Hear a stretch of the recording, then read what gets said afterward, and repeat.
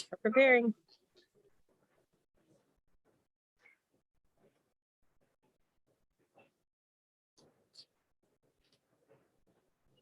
Hey everybody, we're live. It is getting late. We're at MJ Biz. I'm here with Sean. We've walked, 100 miles. Miles and miles. Miles and miles and miles. And we actually met another podcast, I can't speak, podcast folks. And this is the hat. They have a really cool hat. So we started talking to them. Royal Grow Radio, Cultivation Radio. We're going to do something with them. So I'm holding this up. They've got great collateral, really good guys. So keep an eye out for it. We're going to do a podcast collab with them. Beautiful hat, great group of folks, and they do a podcast on everything to do with cannabis. I'd like to say that our hats are better, but I actually think theirs are. I'm just kidding. Our hats are obviously better, but really good group of folks, and they had a podcast before us in the same booth. So we'll be doing something in the future. So keep your eye tuned for that. But enough about them. So let's talk about the show. How many people? How many people do you think it is? What's the over under?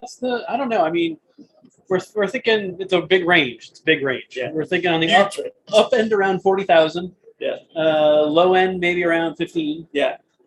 Definitely more than 10. But it's so big that it's hard to figure out how much exactly. So big that even when we know where we're going, it takes 15 minutes to get there. I mean, it is a massive. There are 2 floors. We actually haven't even gone to the whole other side of the exhibit hall. That's how large this is. And we've met a lot of great people talking about cash and currency and some of the things that are going on within it. And so really exciting. I'm just as a reminder, if you hear background noise, we're in a convention, right? There's a lot going on. If you look behind us, you can see all the people behind us. The hall is back there, and we may sneak into the hall tomorrow with just some video. We took a little bit of video today just to show you what we saw. But really, really exciting. I think the total count is going to be well over 20,000 people. Yeah, and it's also a rumor that maybe Mike Tyson was here. We don't know. We didn't see him. See him, but it looked like there was a lot in the lead up. Yep. So we think we don't know. So we Mike Tyson. There was a whole bunch of cutouts, a whole bunch of security guards that were guarding the cutouts. So we were trying to find Mike Tyson. I'm sure he was here. I know Rob Van Dam, professional wrestler, was here. We saw there's a lot of action celebrities here.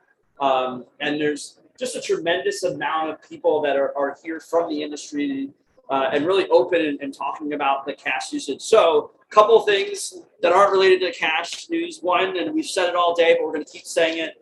Samantha Goddard, who's our producer, who had to get all the scheduling, deal with Sean and I, ship things over. It's her birthday. So happy birthday, Samantha. And I think it's possible that my kids might be watching. So Samantha and Thomas, if you're watching, hello. You're going to go to bed soon because back on the East Coast. So that's exciting. We know that the live stream at this time, a lot of our listeners are Central and East Coast, but we also know we have a global following. So the live stream is fun, but we know that the taping and our regular podcast is where the bulk of our people will be. But I think it's great. It's great to be together, right? Yeah, it's great to be together. It's great to just feel the energy of shows again. And, walking around the floor, I think one of the things that jumps out is just there's so much energy in this cannabis space, right? I mean, it's just the exhibits are amazing. The innovation out there is incredible. And for all of the folks in the cash business that are listening, you need to pay attention to this space. Yeah. There's a lot of room, and you can tell in here from the few cash industry guys we've had on and that are here, they're getting a lot of interest. This area, this cannabis area is like ripe for a lot of cash innovation and how do you handle it? And they're having a lot of challenges and definitely, get involved, but do it in a as kind of like Vic was saying when we were talking to him, it's got to be a very intentional way. It's a young industry. They're into innovation. They're into style and flash in a lot of cases. There's just a lot of thinking, I think, that needs to go into it. Yeah, the branding, I'll tell you, the branding here is, I don't know how else to say it, even though the podcast, the marketing prowess of some of these companies, 100-foot LCD screens, really, really elaborate marketing. And you can see in this industry that it matters. I don't know that we passed the booth that didn't have really solid branding around cannabis. And to Sean's point, I think, from a Control Tech standpoint, we don't talk a lot about Control Tech sponsors the podcast with currency research. But I'm pretty certain that we'll be here from a control tech standpoint here because next year, because what we saw was there was a handful of folks that were related to cash and payments, more on the payment side than the cash side, but still I would say a handful versus everything else. And all of them had a tremendous amount of attention. And when I mean a tremendous amount, like there was sometimes 30, 40 people are waving. It's so much fun when people wave when they're behind us. Our next guest is here. We're going to have him come in a minute, but I think we're going to chat it up a little bit more. And this is a sensitive subject. One of our guests, who we didn't get a chance because we ran out of time to talk about it, couldn't come because he was in contact with COVID. And you know what it really tells you is if you're paying attention, there's masks being worn out here, and everybody's doing the right thing. You can have a safe event even with this many people. On the show floor, everybody has to wear a mask. It's being enforced. There's hand sanitation everywhere. It feels safe. I don't know how else to say it than that they really are doing. And I'll say in Vegas in general, which I was quite surprised, the casinos everywhere, they're enforcing the mask mandate. And I didn't think that was the case. And maybe that's, because of some things I read. But I think in today's day and age, throwing an event like this is tough in any environment. But the amount of, over 1,000 exhibitors, just a massive amount of people. Everybody's wearing masks. There's no one arguing or fighting about it. No. As a matter of fact, we saw some folks like reminding people on their smile and thumbs up. So it's really good for us. Sean and I, Sean of course does events, and I do a lot of speaking and a lot of events, and so I went to my first event, which was much smaller, and was impressed at how it was, and then I went to another smaller. But I'm curious to what the turnout would be because it's such a massive turnout, and it's pretty wild. Yeah, and I think we heard from one of the guests we had earlier. I think mentioned that there may have been even in their sense kind of maybe more people here this year than last year, and some of that could be just because. Not just because, but cannabis has had a fairly decent run during the pandemic. Yeah. The industry itself has grown. Let me go chat with our guests real quick. Yeah. So Todd's gonna come in. So because we're live, you're gonna get to see some live action. I'm gonna move some chairs out of the way so that we have room for our guests. And this is exciting. And we're gonna have a couple more guests. One will be virtual and not here. The other will be actually. He will be here. So we have 2 more live guests in person, and then I think we have 1 or 2 more virtual guests of people that could not make it. So very, very exciting. Super excited to be here. And we might get a little bit more background noise because we opened the doors. But if you're at the show and you're listening, keep an eye out. We've got Cash News stickers all over the place. We've got pamphlets all over the place. We're kind of peppering the name out there. And our goal with the podcast is just to help the industry understand currency, payments, and cash. It's not just cash. We talk about it, but really anything currency, anything payments. We talk about digital currency, Bitcoin.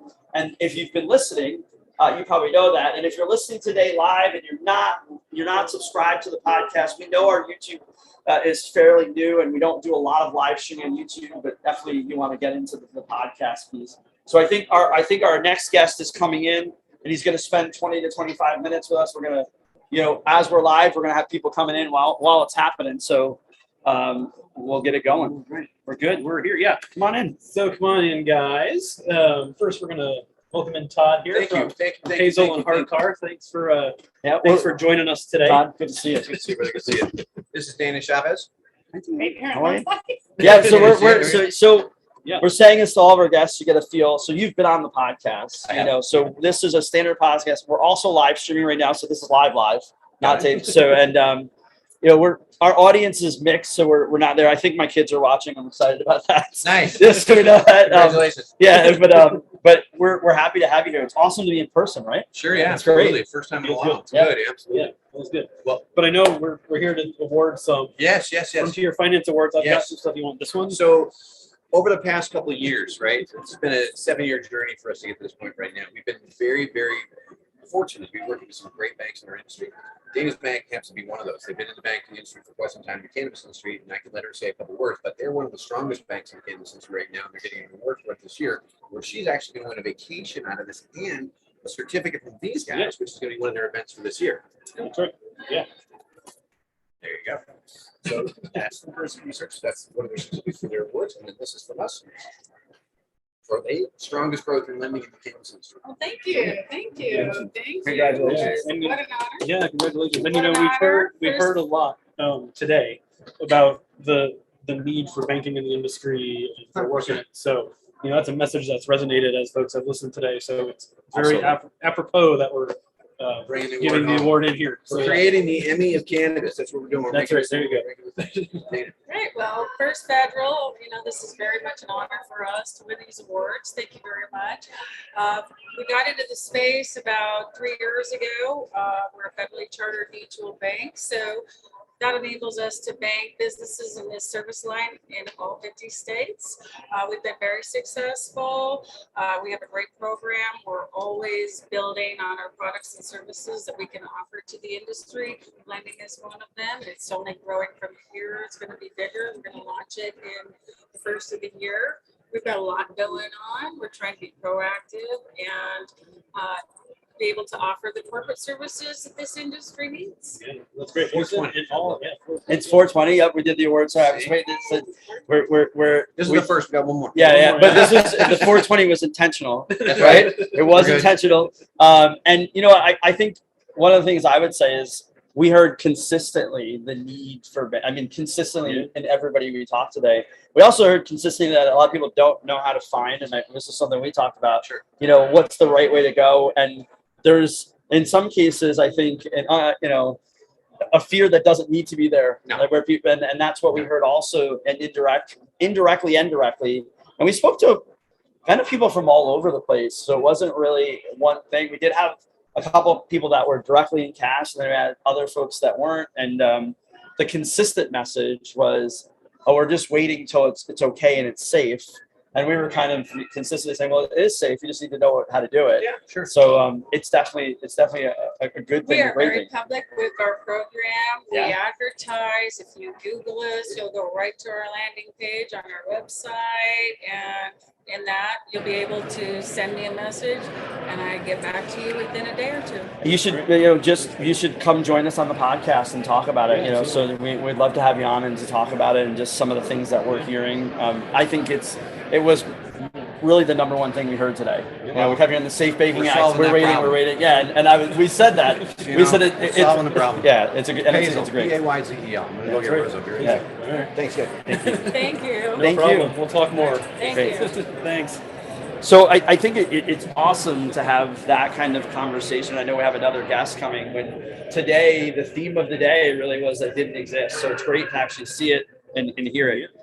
So we have another guest coming in. Again, we're live, right? So I wish that we could do this more, stop start, but it really keeping the live stream going is a feat of its own. So again, another really innovative bank in the state of California with a good footprint. This bank, actually, I started with this bank a couple of years ago. Now they're doing a lot of hydroponics. They're doing an awful lot of business. They're going to be at this award, which is growth in the market. This again awarded to Fresno first, and then this as well, going for currency research, which is one of our super tickets for these guys for next year for one of their events. Rose has been in the industry for a great time. She's a champion and a phenomenal banker in our space. Thank you. So Yeah, that's great. these guys have been hearing all day long Yeah. about the demand and need for banking, right? Yeah, You guys can onboard anybody in the state of California, and almost where else can you work with? With hydroponics and CBD and hemp, anywhere in the U.S. Right. Yeah, And the Tier 1, California. Yeah, that's awesome. Yeah, because we were just, not to recap, but we were hearing all day from people we talked to. Yeah. Just the need for banking and lending services. Yeah. And Really, everything. Yeah, everything. And everybody we spoke to touched on it in some fashion, Yeah. regardless of where they were. And not, again, we don't want to go through what we just said, but really there's kind of this irrational fear of it's not safe. Yeah. That my money might get taken from me. And, there's a need for education. And that's actually, Todd, when we talked about the whole Sure. purpose of the podcast was to talk about anything related to Yeah. currency, cash, and we're all over the spectrum. It's not just cannabis, to kind of educate people that Right. what you read might not be what is there. Oh, yeah. So, We can help you out. Payzel.com. yeah. Yeah. Thanks, guys. Thank you. Awesome. Good to see you guys. Appreciate it. Thanks for stopping in. Thanks. Thank you. Congratulations. Congratulations.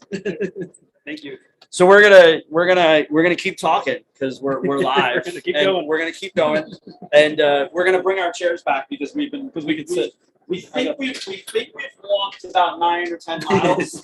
My guess Feels is that way. probably more than that actually because it's such a massive floor. And there wasn't a lot of food or water around, so we're at that point I think now where the day is coming to an end, and we're happy that we had such a great day. But want to just talk kind of actually about what we were just hitting on is that the theme today, and this is kind of an important one, it is and has been, cash is a problem in cannabis. And when we talk to folks out on the floor, it's a consistent theme of, I can't bank. If I do bank, oh yeah. If I do bank, that my money might get seized. I might have a problem. And this was a pretty consistent theme. We're switching it up. It's getting late. We gotta do this. Moving on to the. We're moving on. It's cooling off. Yeah, right. It's and actually we know the audience has accepted the beanie more, so we're good. So Exactly. we're going beanie, even though it's Vegas. Yeah. And we're doing cash news style beanies. And what we see and what we heard was can't wait for the bill to pass.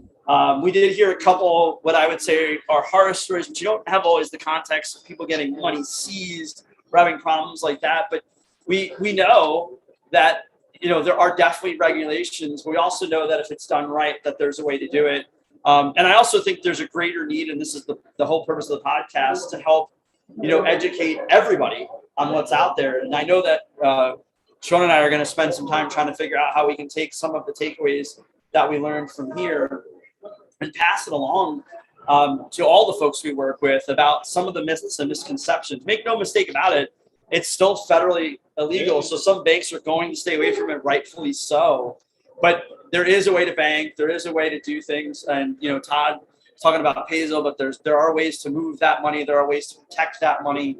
And there are solutions that are actually designed and geared towards the cannabis market. We talked about contaminated cash, right? Like that we've heard many times, the cash smells, and then it gets to the Fed and there's an issue there. There are ways around that. I know that, we make tamper-evident packaging that's contaminant proof. There's always an answer. There's bags in there that disguise the smell. Yeah, disguise the smell. Yeah, we actually met with some folks that had a great product and I weren't necessarily comfortable on camera. And he said, I guess you could put money in here, but really it's not for money. But the point is that there's just so much innovation out there. And the innovation is, it's a thriving market. And it's an interesting group of folks. You have a really wide dynamic of high-level financial professionals, real estate folks, and then organically grown, and that's no pun intended, guys that really for many years have been supporters of this. And some of the folks, the early adopters, really did financially well and took the risk of doing dispensaries and, taking their life savings and putting it out there and starting very early. You saw that. And then, I think for us, because this is in our space, right? We don't know anything. We're walking around and it's just a wild array of machinery, all sorts of things, trimmers. And then you go into these sections of like T-shirts and hats, and it's a pretty wide-based show. But the one thing that we really feel that's missing, I think there were 4 smart safe manufacturers, no tamper-evident manufacturers, maybe 10 payment folks in a conference with literally thousands of vendors. And it's so funny. Everybody you talk to said cash is a problem. So you're going to hear Sean and I probably talking about it forever. Yeah, and I think some of the advice I'd probably offer is there weren't very many right in that payment space, in that cash space, and they were hard to find. It was hard to find them, and I think it was a lot of times because they're not as flashy, right? Yeah. It's a different marketing effort here, and it takes about a certain amount of flash to get noticed, especially at a show this big. Yeah. And a lot of the payment folks, as we know from a lot of the industries and conferences we do, that's not typically a flashy space. Unless right? Well, We're changing that. We're trying to change changing it. that. We're trying to change it. We're changing that because we know it's important. Yeah, it really is. Yeah, and here, if and when folks get involved in this space from a payments standpoint, I guess I couldn't stress enough the need to really innovate in the marketing and just the way to deliver the message. And I think let's get the elephant out of the room. It is a taboo subject for traditional banking. Like we know that even our own companies, this is often to the left for us. Right.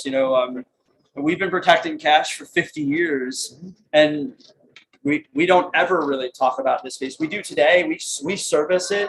We sell all sorts of solutions to it. And in both of our spaces, though, it isn't really a topic that comes up often. And because I think it's one of those topics that people feel is a little bit controversial. And this is my opinion, not my company's opinion. It's Tom Meehan's opinion. It is controversial, but I mean, I think the piece that people are missing, maybe not missing, but because it's controversial, there's so much volume that's being handled here. Yeah. I mean, if you think about the $250 to whatever $600,000 a day in a small retail establishment. Small, the 20. I think the one person said 2,200 square feet his store was. Yeah. And he's bringing in $300,000 of cash. That's a lot of cash to process. Yeah, in a big environment, it's a lot of cash to process. Yeah. In an environment that is a pizza shop size, I mean, you really think about it, it's wild. Just the sheer volume of it is daunting. And I think one person, when Pat was in, she said that she had customers that were spending 10 hours a day counting money. You would, right? I mean, you got to go through all that. And 10 hours. Can you imagine counting $600,000, hand counting it, and then even on a small machine. Even on a small machine, exactly. But even to your point with the small machine piece, it's still sitting there, still running through. And then we touched a little bit, which I think is a topic we're going to get back to, the counterfeit angle of, is it a problem? We don't know. So I think Jordan Richmond from Honolulu said, that logically, if you take cash, there's a potential for counterfeit. You'll hear the smart safe folks, that eliminates that potential, right? Because the reader's going to do it. But what about all the folks that don't? What does that look like for them? And I have to believe, based on my experiences, they're pushing so much cash, exchanging so much cash that they probably don't hold on to it very long. They probably don't even see the problem because of the way they're changing. And I equate it to the fast food. You don't hear a lot of fast food restaurants with counterfeit issues because they their turn on their cash so fast. And I think it's the other piece that I missed, but to that point, I didn't miss, but I never really thought about it was, again, then paying the suppliers in cash. Yeah. So now you're talking big bills for big supplies. So we in cash, and then that supplier's got to do something with it. So this is like straight of a TV show. We worked with a dispensary that bought a building, and when they bought their building, they literally bought money in duffel bags for a building. Right. And when we say that, I think all of us go, how could that be in this day and age? But that's how they have to process business. So literally buying a building for $400,000 and driving there with duffel bags full of money. And again, think of the processing charges there. Like, okay, we got to count all this. And then when you take it in, you're actually, the amount of aggravation you're adding even for the person selling. Now they have to, there's SARS being filled out by their bank. They have to fill other forms out. They have to, and those are real challenges. As a matter of fact, another common theme is everybody said they were paying their vendors that way, with challenges that come up. So we're getting up because when we're live and when we're live and messages come through, we're worried that there's an audio problem or video went down or someone it didn't mute. We don't know because we don't have the exposure. And Samantha, who is our producer, she takes our questions, and we know the live stream.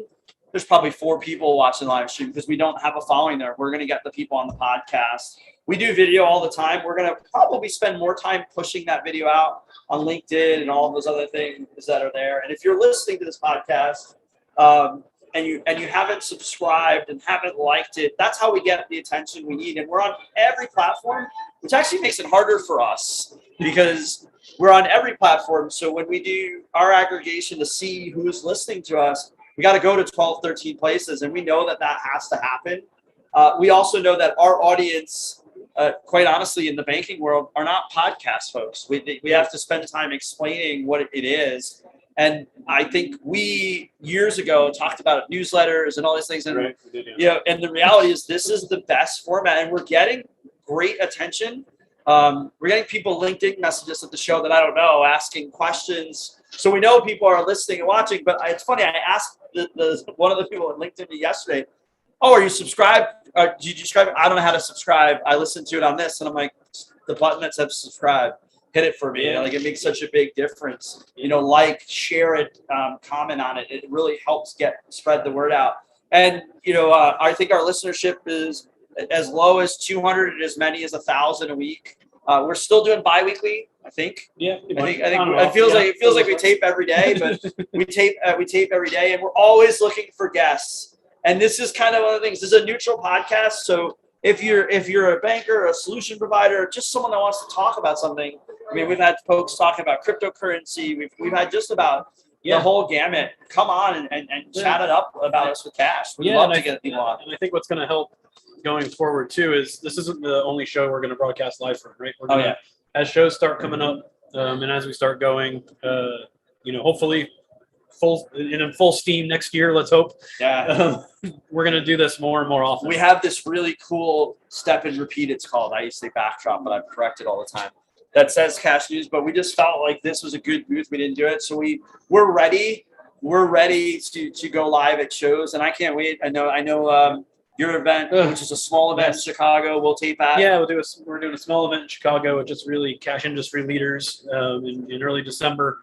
So yeah, we're excited for that one, and then really next February is our big one in DC, which I'm happy, as you were saying, kind of to see that it's doable, that people are walking around and it feels pretty safe. That gives me, as long as we can get people there. Some of our challenges just in that one, it's very international, and it's a lot of central banks. So there's some different risk people, policies there. But as long as that looks like it's going to happen and we're proceeding, we're excited to do that. But we're going to come live from there too.